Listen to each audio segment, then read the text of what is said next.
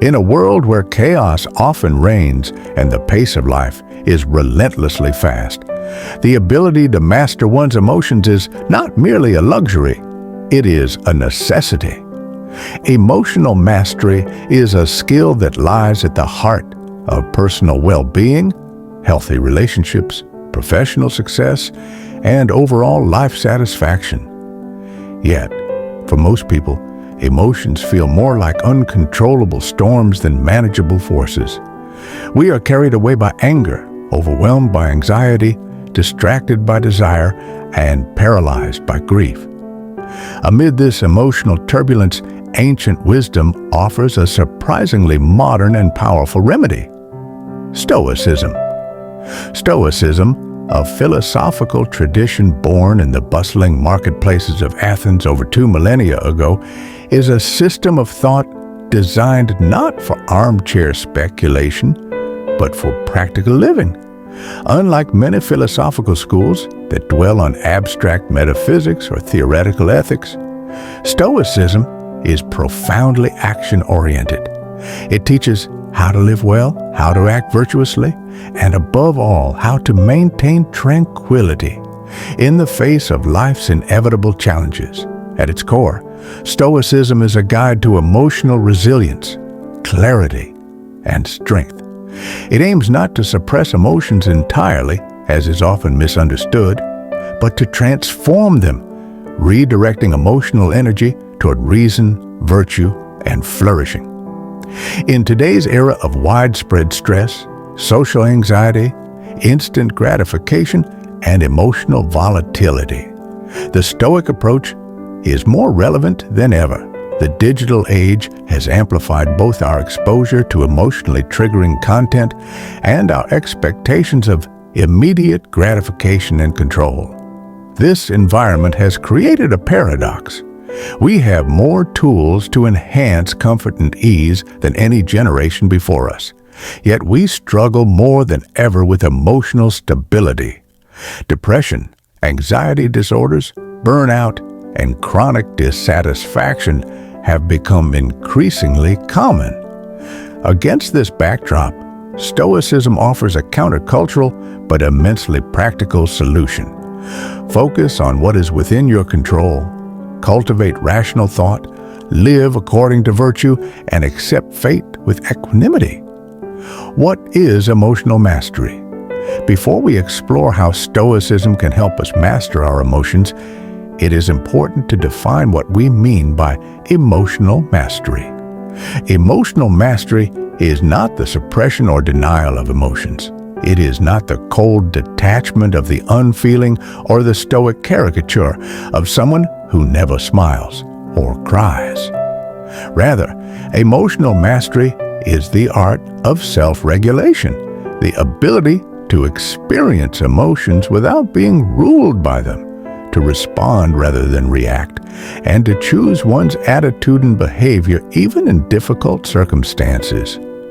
It involves awareness of one's emotional states as they arise, understanding the causes and nature of those emotions, acceptance of the emotions without judgment, redirection of emotional energy toward constructive action. Stoicism provides a comprehensive framework for this process, grounded in both logic and experience. It teaches that our emotions are not random or inevitable, but are shaped by our judgments, specifically our beliefs about what is good, bad, necessary, or threatening. If we can challenge and change these judgments, we can change the emotional patterns that follow from them. The promise of Stoicism.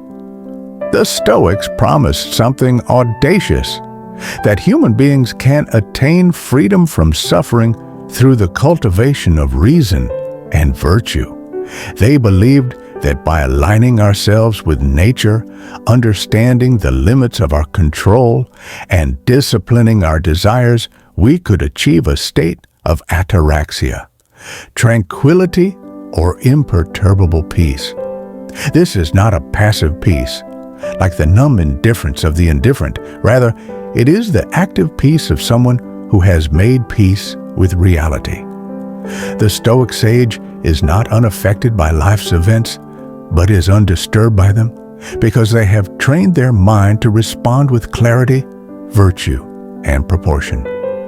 Stoicism offers a way of mastering not only anger and anxiety, but also the subtle forms of emotional disquiet that plague modern life: resentment, jealousy, impulsiveness, boredom, and despair.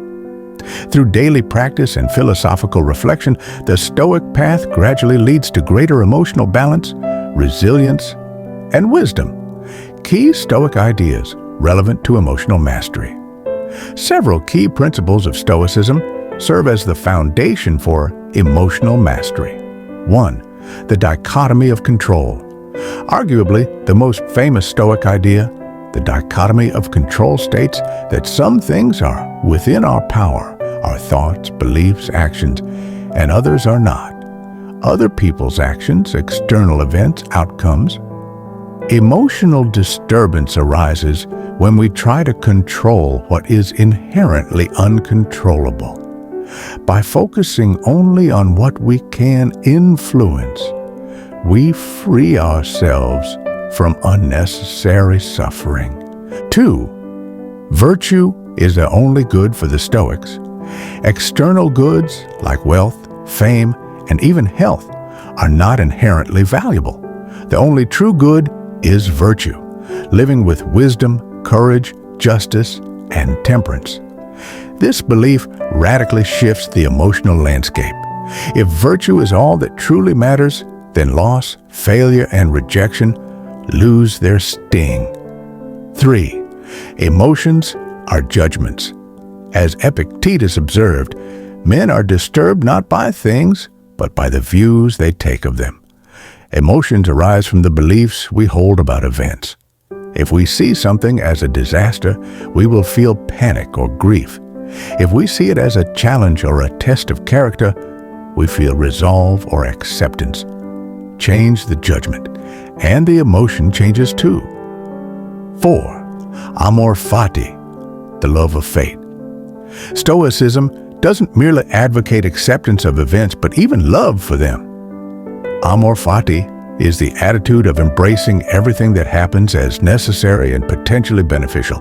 This profound acceptance generates emotional serenity, even in adversity. 5th, premeditatio malorum, negative visualization. Instead of denying the possibility of bad events, Stoics recommend regularly imagining them in order to prepare the mind. This practice builds psychological resilience, reduces fear, and increases gratitude for what we already have. Why this essay matters. This essay is not just a theoretical exploration, it is a manual for transformation. It is written for anyone who has ever struggled with controlling their temper, been paralyzed by fear, felt the pangs of jealousy, or fallen into despair. It is for the modern professional juggling the demands of career and family, the student overwhelmed by anxiety about the future, the parent trying to model emotional balance for their children, and the seeker looking for lasting peace. Over the course of the next sections, we will delve into Stoic theory and practice. We will explore how ancient philosophers like Marcus Aurelius, Seneca, and Epictetus dealt with real emotional challenges, not in the safety of an ivory tower, but in the gritty realities of war, exile, slavery, and illness. We will examine the mechanisms by which Stoicism enables emotional mastery, not through suppression, but through philosophical clarity and ethical discipline. We will also address the misconceptions about Stoicism as emotionless or rigid, and show how its core teachings can be integrated into modern life in a flexible and deeply human way. Through analysis, examples, and practical exercises, this essay aims to equip readers with a Stoic toolkit. a set of principles and practices that can be applied to the challenges of daily life. These tools will not eliminate emotions, but will place them under the guidance of reason and purpose. They will not make life easy, but they will make it navigable. And perhaps most importantly, they will foster the kind of inner strength that enables a person to face whatever comes, not with dread or denial, but with courage and calm. A roadmap ahead. This introductory section has laid the groundwork for understanding the promise of Stoicism in mastering emotions. In the next sections, we will proceed with a deeper look at the philosophical roots of Stoicism, an exploration of how emotions function within the Stoic system, the specific tools and techniques Stoics use to cultivate emotional resilience, case studies of dealing with specific emotions like anger, fear, grief, and desire, how Stoic ideas apply to the modern world, including work, relationships, and mental health. And finally, how to begin your own Stoic practice today. Emotional mastery is not a switch to be flipped. It is a journey, a lifelong path of inner growth, reflection, and discipline. But with the guidance of Stoicism, it is a path illuminated by wisdom, grounded in virtue, and filled with profound potential for transformation. To understand how Stoicism enables emotional mastery, one must begin with a deep understanding of the philosophy's foundational principles. Stoicism is not simply a collection of life hacks or motivational quotes from Roman emperors. It is a comprehensive philosophical system developed over centuries. While it may be appealing today because of its practical advice on managing stress, anxiety, and anger, Stoicism is, at its heart, a way of viewing the world, a worldview that informs one's judgments, behaviors, and emotional responses. This section explores the historical roots, essential doctrines, and key figures of Stoic philosophy. By grounding ourselves in these foundations, we gain the clarity needed to apply Stoic practices authentically and effectively in our pursuit of emotional mastery. The birth and evolution of Stoicism. Stoicism was founded in Athens around 300 BCE by a Phoenician merchant named Zeno of Citium. After surviving a shipwreck, Zeno found himself in Athens, where he studied under various philosophers, eventually synthesizing their ideas into a unique school of thought. He began teaching in the Stoa Porcile, the painted porch, from which the philosophy gets its name. Zeno's ideas were further developed by Cleanthes and Chrysippus, the latter being especially important for formalizing Stoic logic and ethics. However, most of what we know about Stoicism today comes from the Roman Stoics, particularly Seneca the Younger, a statesman, playwright, and advisor to Emperor Nero; Epictetus, a former slave-turned-teacher; Marcus Aurelius, Roman emperor and philosopher king, whose Meditations has become one of the most enduring philosophical texts in history. These figures did not simply teach Stoicism, they lived it, often in conditions that tested their emotional strength to the limits. Core tenets of Stoic philosophy. 1. Living. According to nature, central to Stoicism is the idea that human beings should live according to nature, kataphusin. This phrase does not mean retreating into the wilderness or abandoning civilization, but rather living in accordance with human nature, which, according to the Stoics, is rational and social. To live according to nature is to fulfill one's role as a rational being in a rational universe. This involves cultivating the virtues appropriate to a rational mind, acting in harmony with others, accepting the order of the cosmos. In this view, Emotions that arise from irrational judgments, such as rage, envy, or despair, are signs that one is living against nature, not with it. 2. The dichotomy of control. Perhaps the most famous Stoic principle, the dichotomy of control, was most clearly articulated by Epictetus in his Enchiridion. Some things are up to us and some are not. What is up to us? Our opinions, our desires and aversions, our actions. What is not up to us? Other people's behavior, outcomes of our actions, health, wealth, reputation, the past, and future. The Stoics believed that suffering arises from confusing these categories, investing our emotional energy in things beyond our control. Mastering emotions, then, begins with aligning our focus exclusively on what we can govern. Virtue is the only good. Another revolutionary Stoic idea is that virtue is the only true good, and vice is the only true evil. Everything else, money, status, comfort, even life itself, is indifferent in a moral sense. This doesn't mean those things don't matter at all. Rather, they are preferred indifference, i.e., better to have than not, but not necessary for a good life.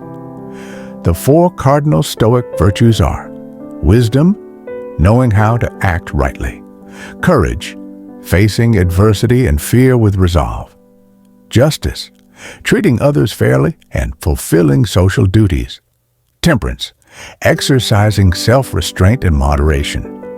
When emotions run wild, it is often because we treat non-virtuous things like wealth or status as if they were essential. Emotional mastery comes from focusing on cultivating virtue, regardless of external circumstances. 4th, logos and the rational cosmos. Stoicism teaches that the universe is governed by logos, a rational principle or divine reason that orders all things. Every event, even those that seem tragic or chaotic, is part of this grand rational design. Because humans possess reason, they are a fragment of the logos. Thus, we are not alienated from the universe, we are embedded within its structure. This belief fosters a sense of cosmic belonging and encourages us to trust in the flow of events. When something painful happens, a Stoic might reflect, "This too is part of the logos. Let me see how I can respond to it with wisdom and strength." This perspective reduces emotional turbulence by contextualizing suffering within a greater, meaningful order. Stoic psychology. Emotions as value judgments. One of the most profound contributions of Stoicism to emotional mastery is its psychological insight into the nature of emotions. According to Stoic thought, emotions are not merely physiological reactions or passive experiences. They are judgments about what is good or bad. For example, anger arises when we judge that we or someone else has been unjustly harmed and that harm is unacceptable. Fear arises when we anticipate future harm that we judge to be unbearable. Grief emerges when we lose something we believe to be essential to our well-being. These emotions are not irrational in themselves. They arise from irrational beliefs. Change the beliefs, and the emotional response changes too. This idea predates and even anticipates modern cognitive behavioral therapy, CBT, which also teaches that distorted thinking patterns lead to emotional disturbances. In fact, Aaron T. Beck and Albert Ellis, pioneers of CBT, explicitly credited Stoic philosophy as an influence on their work. Stoicism and fate. Amor fati. Another cornerstone of Stoic emotional mastery is the attitude toward fate. The Stoics were determinists in a metaphysical sense. They believed that everything happens according to divine order, and resisting this order is both futile and harmful. But they didn't stop at acceptance. They promoted amor fati, love of fate. As Nietzsche later paraphrased, not merely to bear what is necessary, still less conceal it, but love it. This means embracing everything that happens, even suffering, as a necessary part of your personal and moral development. It transforms emotional reactions from resistance and bitterness to acceptance and gratitude. For example, Marcus Aurelius wrote, "A blazing fire makes flame and brightness out of everything that is thrown into it." When we adopt this mindset, adversity becomes fuel for character, and emotions like despair and rage lose their hold on us. The Stoic sage and the ideal of inner freedom. The ideal Stoic is the sage, a person who has achieved perfect rationality, complete virtue, and unshakable tranquility. While the Stoics admitted that the sage was extremely rare, perhaps even mythical, they held that striving toward this ideal was essential for progress. The sage is emotionally balanced, but not emotionally dead. Passionate about virtue, but detached from external outcomes. Always at peace, because peace is rooted in self-mastery, not circumstance. By aiming at the sage's example, the Stoic student trains their emotions to follow reason. This doesn't eliminate feeling, it elevates feeling to its rightful place, as a guide toward virtue, not a tyrant ruling the mind. From theory to practice. Stoic discipline. Stoicism is not merely a body of knowledge to be learned. It is a discipline to be practiced daily. The Stoics spoke of 3 disciplines, each contributing to emotional mastery. 1. Discipline of desire, what we want. Training ourselves to want only what is within our control. Reducing unnecessary desires. Accepting life's outcomes with grace. 2. Discipline of action, how we behave. Acting justly and with integrity toward others. Playing our roles well, regardless of circumstances. 3rd discipline of assent, what we believe. Examining and challenging our thoughts. Not automatically accepting first impressions. Asking, is this under my control? Is this in accordance with virtue? These disciplines form the core of the Stoic path to emotional mastery. They provide a philosophical operating system for navigating life's complexities with clarity, resilience, and wisdom, legacy, and influence. Though Stoicism waned in influence after the fall of Rome, it has seen a revival in recent years, particularly among those seeking practical tools for living well in a chaotic world. Stoic ideas have influenced modern psychology, e.g., CBT, leadership training and military resilience, business philosophy and entrepreneurship, religious thinkers and theologians, contemporary authors and self-help literature. Figures like Nelson Mandela, Viktor Frankl, and Admiral James Stockdale have drawn on Stoic ideas to survive imprisonment, torture, and adversity. Their lives stand as proof that Stoicism is not just theoretical, it is existentially powerful. Conclusion. Building on the Stoic foundation. The foundational concepts of Stoic philosophy, living in accordance with nature, focusing on what is within our control, valuing virtue above all, understanding emotions as judgments, and loving fate, form the bedrock for mastering emotions. Without this philosophical base, Stoic techniques can become shallow or misunderstood. Having now grounded ourselves in Stoicism's core, we are ready to explore its specific application to emotional life. In the next section, we will examine how the Stoics viewed emotions themselves, their causes, types, and how to respond to them wisely. This understanding is crucial to mastering your emotional world, through the lens of ancient yet timeless Stoic wisdom. If the first step toward emotional mastery is philosophical clarity, the next is emotional insight. The Stoics were not only philosophers of logic and ethics, they were keen observers of the human psyche. Long before modern psychology, they provided a sophisticated framework for understanding emotions, what they are, how they arise, and how we can train them. This framework lies at the heart of Stoicism's power as a method for mastering emotional life. In this section, we explore the Stoic theory of emotion.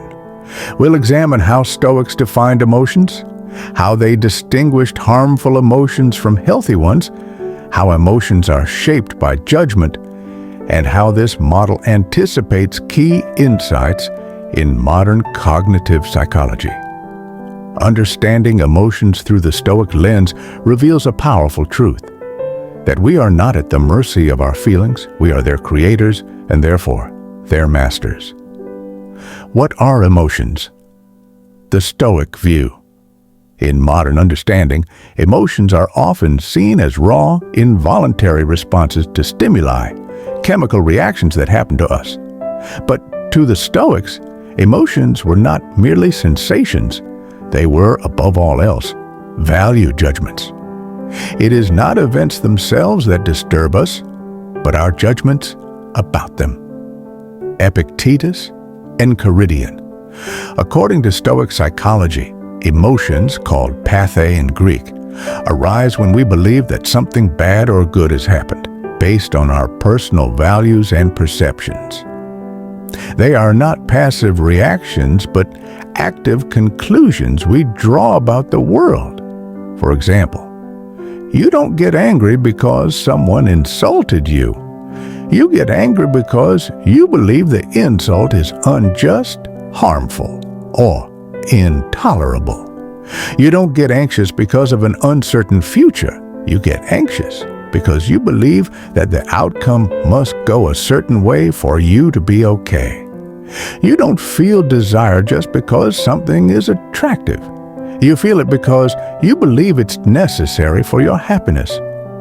This model of emotions means that emotions are not inherently irrational, but they can become irrational if based on faulty beliefs. And because beliefs are changeable, emotions can be restructured and mastered. Passions versus proper emotions. The Stoics made a critical distinction between pathological emotions, passions, and rational emotions, eupatheiai, pathe, passions.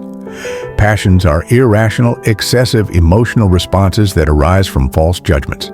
These include lust, excessive desire, epithumia, the belief that we must have something to be happy, fear, phobos, the belief that something bad is inevitable or unbearable, distress, lipe, the belief that something bad has already happened and we cannot cope, pleasure, hedon, the belief that some present good is the key to lasting happiness.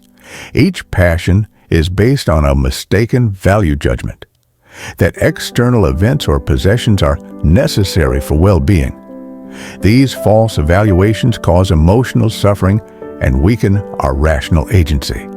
Eupatheiai, good emotions. The Stoic sage, by contrast, experiences rational, healthy emotions including joy, chara, delight in virtue and rational action. Wish, boulesis, desire for virtuous outcomes for oneself and others.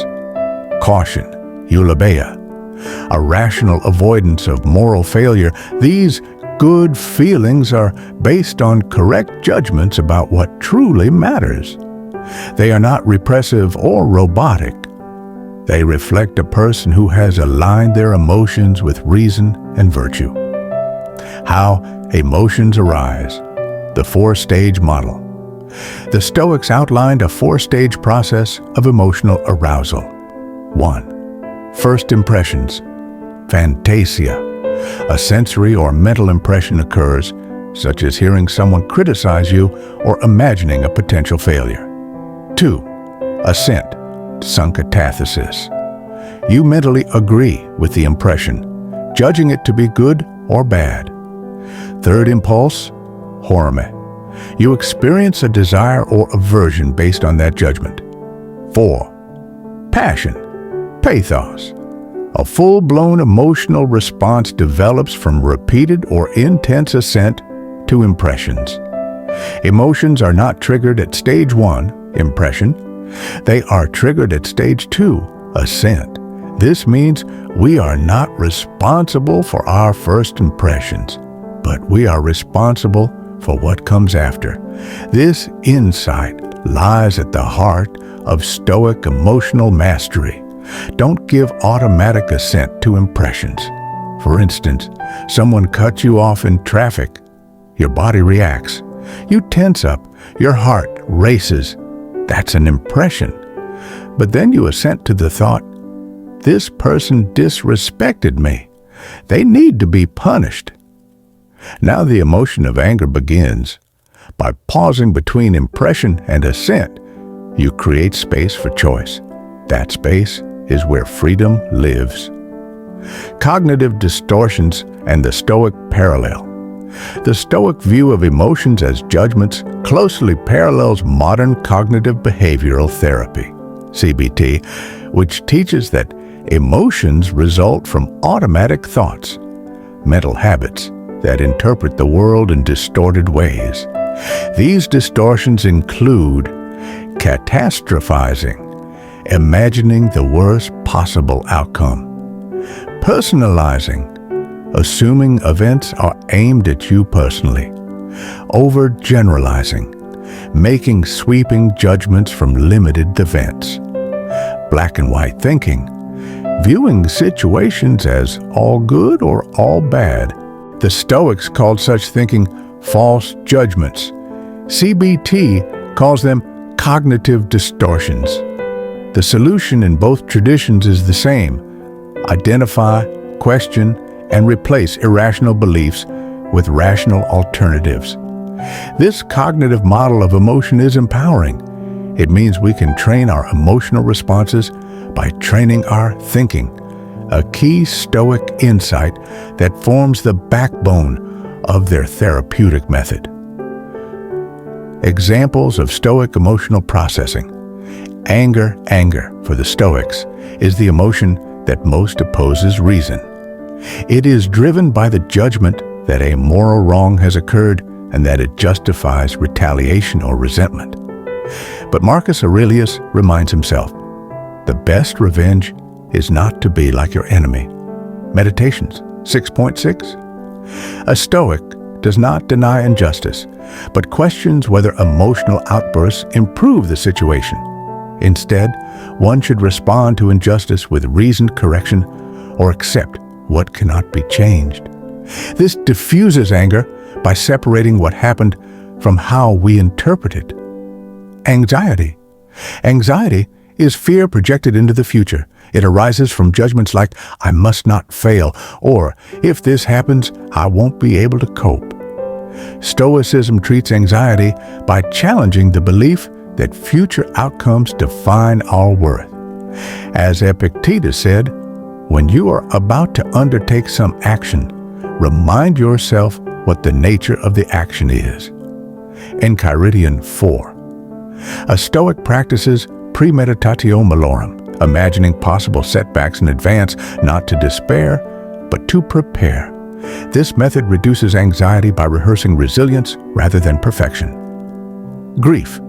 The Stoics did not deny the pain of loss, but they taught that grief becomes destructive when it clings to the illusion of permanence. Everything in life is loaned, not owned. As Seneca wrote, you may lose your wife, or your friend, or your child at any moment. That is the condition of your existence. Stoics prepare for grief by accepting mortality in advance, reflecting daily on the impermanence of all things. Memento mori. This doesn't eliminate sorrow. It makes it bearable and even meaningful. The goal. Apatheia, not apathy. A common misconception is that Stoics aimed to become emotionless. In truth, they aimed for apatheia, a state not of numbness but of freedom from disordered passions. It is the opposite of apathy. Apatheia is tranquility that arises when the soul is ruled by wisdom. It means feeling joy without being enslaved by pleasure, feeling caution without succumbing to fear, feeling love without clinging or controlling, feeling loss without falling into despair. In short, apatheia is not the absence of feeling. It is the refinement of feeling. It is emotional harmony, born of clarity and virtue. Obstacles to Stoic emotional mastery. Even with a rational framework, emotional mastery is challenging. Why? 1. Habitual thinking. We are conditioned to respond emotionally in certain ways from childhood. Rewiring these responses requires daily practice. 2. Cultural conditioning. Modern society often rewards emotional excess, outrage, indulgence, fear-based behavior. Stoicism is countercultural. 3. Physical triggers. Sleep deprivation, diet, and environment affect emotional regulation. While Stoics focus on the mind, they also understood the role of the body. 4. Misunderstanding of control. People confuse emotional suppression, which causes harm, with regulation, which enables freedom. Stoicism supports the latter. Overcoming these obstacles takes time. That's why the Stoics emphasize daily routines, journaling, philosophical reading, and ethical training. Mastery is not instant. It is cultivated. Exercises for Stoic emotional training. Here are several practices that apply Stoic insights to emotional life. Pause before assent. When strong emotions rise, ask, is this belief true? Is this under my control? View from above. Imagine the situation from a cosmic perspective. How much does it matter in the grand scheme? Premeditatio malorum. Visualize setbacks in advance to desensitize yourself to fear and increase preparedness. Reflective journaling. At the end of the day, write, what emotion disturbed me today? What belief caused it? What virtue did I fail to apply? Role reversal. Consider how a Stoic sage would respond. Try to adopt their attitude, even briefly. These practices make Stoicism more than a theory. They make it a lived path to emotional power. Conclusion. The mind is the master. Understanding emotions through a Stoic lens reveals a radical truth. We are not victims of our emotions. We are their authors. While we cannot always choose what happens to us, we can choose how to interpret and respond. This power lies in our faculty of judgment. Stoicism teaches us to reframe emotions as messages, not masters. They are signals of our values and beliefs, some of which may be misguided. By examining and adjusting these beliefs, we align ourselves with reason, and from this alignment comes calm. In the next section, we will explore the Stoic toolkit, the practical exercises and disciplines that Stoics use to cultivate emotional resilience in everyday life. These tools will transform the insights gained here into habits of character and strength. Understanding Stoic theory is powerful, but alone, it's not enough. Philosophy, as the Stoics emphasize, is meant to be lived, not merely studied. Emotional mastery isn't achieved through reading alone. It's forged through consistent application of practical techniques that retrain your thinking, behavior, and character. In this section, we dive deep into the Stoic toolkit, a collection of exercises, mental habits, and disciplines that transform Stoic insight into personal strength. These tools help you build self-awareness, regulate emotional reactions, and align your life with virtue. They were practiced daily by the great Stoics, Marcus Aurelius, Epictetus, Seneca, and can serve as your personal arsenal in the pursuit of emotional mastery. 1. The morning reflection. Preparing the mind, the day's emotional tone is often set in its first moments. The Stoics began each day with a morning reflection, arming themselves mentally before facing the world. What it involves: reviewing the day ahead, anticipate possible challenges, tasks, and interactions. Rehearsing virtue. Think through how you want to behave in different scenarios. Strengthening detachment. Remind yourself that external outcomes are not under your control. When you wake up in the morning, tell yourself, the people I deal with today will be meddling, ungrateful, arrogant, dishonest. Marcus Aurelius. Meditations 2.1. This exercise isn't pessimistic, it's preparatory. It allows you to meet adversity with composure rather than surprise. How it builds emotional mastery. Reduces emotional reactivity by removing the element of surprise. Encourages calm anticipation over anxious forecasting. Sets an intention to respond with reason, not impulse. Try beginning your day with 5 to 10 minutes of quiet reflection or journaling on what you expect and how a Stoic would respond. Second, premeditatio malorum, rehearsing setbacks. One of Stoicism's most unique and counterintuitive practices is premeditatio malorum, the premeditation of evils. This involves imagining potential hardships in advance, not to worry, but to strengthen the mind. How to practice. Visualize potential difficulties, illness, loss, rejection, financial strain. Don't wallow. Practice objective visualization, as if observing someone else. Reframe each imagined scenario. If this happens, I can still act virtuously. Seneca wrote, "He robs present ills of their power who has perceived their coming beforehand." Benefits.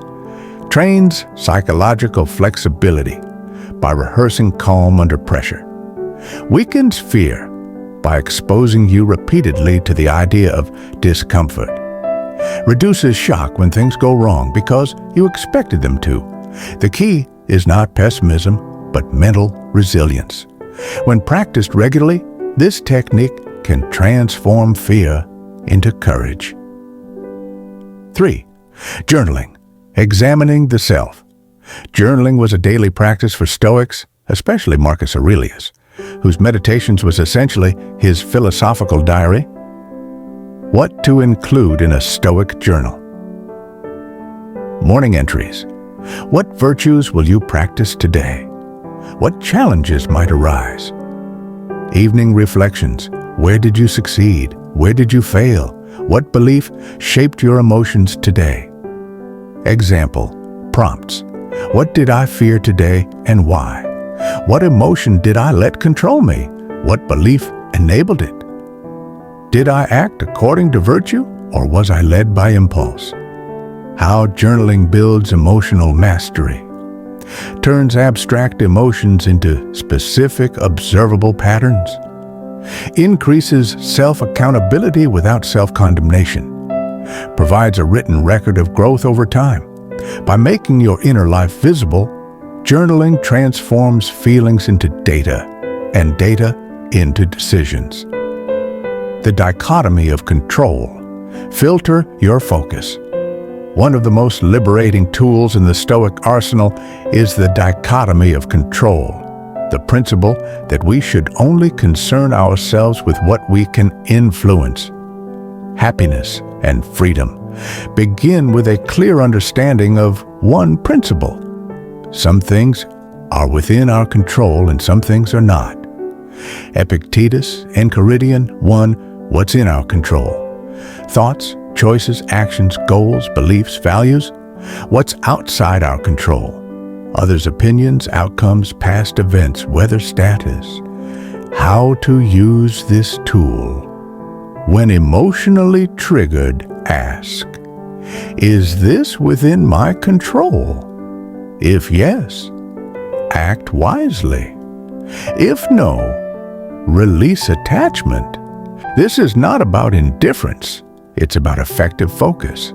You conserve energy and reduce frustration by directing effort only where it matters. 5. The view from above. Reframing perspective. The Stoics taught that many emotional disturbances come from a narrow or self-centered perspective. To cure this, they practiced the view from above, a cosmic reframe of your place in the world. How to practice. Imagine rising above your current situation like a drone zooming out. See your city, your country, the earth, and then space. Realize your smallness and also your connectedness. Marcus Aurelius often reminded himself, "You are a soul carrying a corpse. Soon you will have forgotten all things, and all things will have forgotten you." How it helps. Reduces ego-driven emotions like envy, pride, or humiliation. Encourages humility, calm, and a sense of proportion. Helps you move from personal drama to universal perspective. This technique allows you to see setbacks as brief moments in a vast unfolding. Plus 6. Practicing voluntary discomfort. The Stoics didn't merely contemplate discomfort, they practiced it. Seneca, a wealthy statesman, would periodically wear simple clothes, eat poor food, and sleep on the floor to train detachment. How to practice voluntary discomfort. Go a day without coffee or sugar. Take a cold shower once a week. Wear simpler clothes or walk instead of driving. Set aside a number of days during which you shall be content with the scantiest and cheapest fare, with coarse and rough dress, saying to yourself the while, "Is this the condition that I feared?" Seneca, Letters, Stoic. Why it works. Decreases fear of future hardship, increases appreciation for luxuries, builds resilience by showing that worst case isn't unbearable. Comfort is addictive. This practice inoculates you against its emotional tyranny. 7th, contemplation of death, memento mori. Death, to the Stoics, was not a morbid obsession but a motivator for courage and virtue. Memento mori, remember you will die, was a constant reminder of life's fragility and urgency. You could leave life right now. Let that determine what you do and say and think. Marcus Aurelius, Meditations 2.11, How to Practice. Reflect each day. If this were my last day, how would I live? Study the impermanence of others, cemeteries, obituaries, history. Use death to clarify what matters. Emotional impact. Frees you from petty emotions, resentment, jealousy, greed. Sharpens your priorities and brings presence to the moment. Reduces fear of loss. Since loss is part of nature, you cannot master emotion without mastering your relationship to mortality. 8. Practicing virtue. Moment by moment, the Stoics taught that all emotional stability flows from a commitment to virtue. Every emotional disturbance can be traced to a lapse in wisdom, justice, courage, or temperance. No man is free who is not master of himself. Epictetus, the 4 Stoic virtues. Wisdom, knowing what to do and why. Courage, doing what is right, even when it's hard. Justice, treating others fairly and fulfilling obligations. Temperance, controlling desires and emotions. Daily practice. In each situation, ask, what does virtue require of me right now? Let this question guide decisions, not how you feel in the moment. Over time, this habit rewires emotional responses from impulse to intention. 9. cultivating indifference to praise and blame. Emotional dependence on others' opinions weakens your autonomy. The Stoic goal is to remain equally unmoved by praise or blame and act with integrity regardless of external validation. If you want to improve, be content to be thought foolish and stupid. Epictetus. How to practice. When praised, respond inwardly. This does not make me better. When criticized, ask, is this true? If yes, change. If not, ignore. Develop a deeper source of self-worth, your character. This fosters emotional independence, replacing insecurity with self-mastery. 10th, negative visualization of emotions.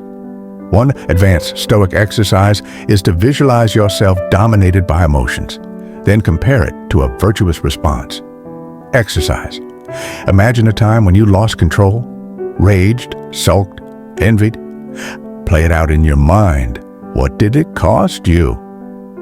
Now replay the same scene, but with wisdom, calm, and reason. This contrast builds a desire to avoid the slavery of passion and replace it with strength. Conclusion: the Stoic way of training the soul. The Stoic toolkit is not a checklist, it's a discipline. These exercises form a daily training regimen for the soul. They help us become not just people who understand Stoicism, but people who embody it. Emotional mastery, in Stoic terms, is not about suppression, it's about integration. It's about bringing our emotional life into harmony with our values, our nature, and the universe itself. The tools above are ancient, but their relevance is eternal. By practicing them daily, you don't just react less, you become someone new. Someone governed not by mood or impulse, but by principle. Someone who no longer fears fear or resents pain or seeks joy in externals, but who stands firm, free, and serene. That is the Stoic ideal, and it is within your reach.